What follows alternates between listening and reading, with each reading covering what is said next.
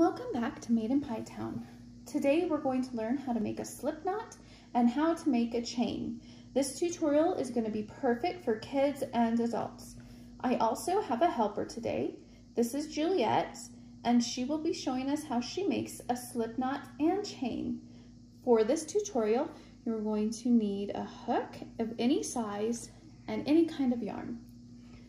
So let's get started. Juliet, she's going to start us off with how she does a slip knot. So, what I like to do is take the end and cross it with our working string.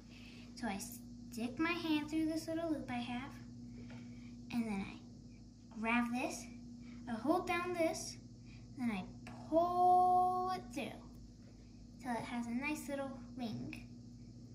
All right, perfect. That's one way you can make a slip knot, and that's particularly easy for kids to do it that way. And if you need to rewatch this tutorial, feel free to rewind and keep watching that until you have it. I'm going to show you one more way. So here we have our loose end, and here we have our working end. I'm going to take the loose end in my right hand and the working end in my left.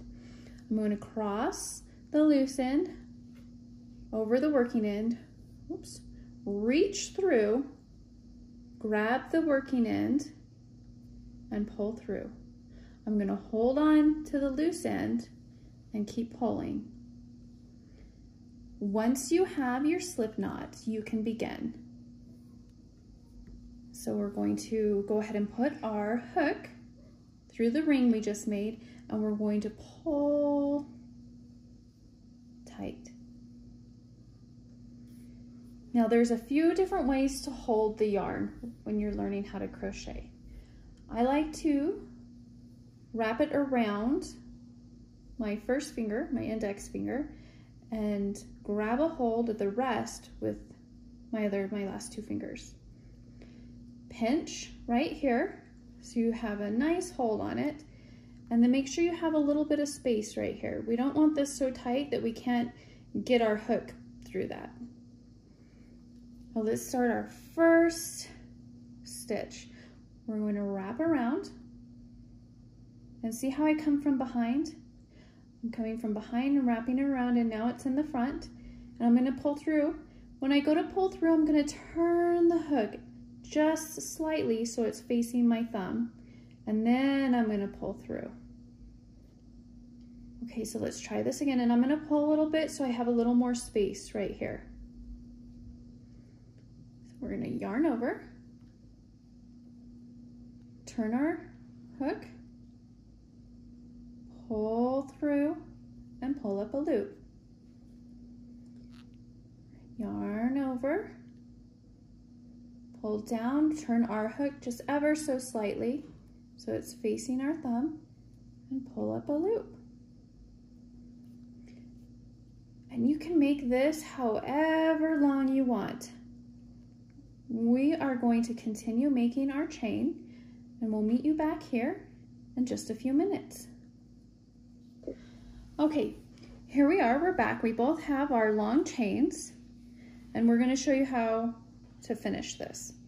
So we're going to do a few more stitches for you. So yarn over, and then pull up a loop, yarn over, pull up a loop. Now, we're going to go ahead and set our hook down like this and leave it in there. And I am going to cut.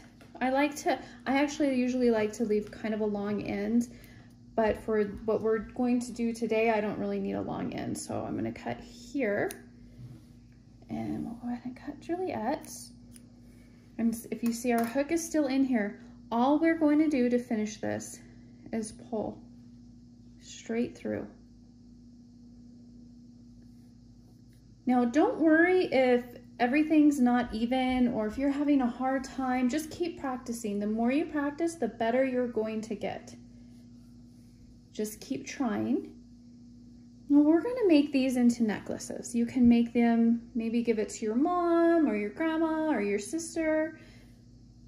But what we're going to do is we're just going to tie this right here in a knot. When you have a nice necklace, for your mom or grandma or loved one. How's yours working out? I need help tying. Okay, we're gonna help her tie this. And if you need help with something, don't be afraid to ask. And there's her little necklace. All right, well, thank you for joining us today. And we'll see you next time.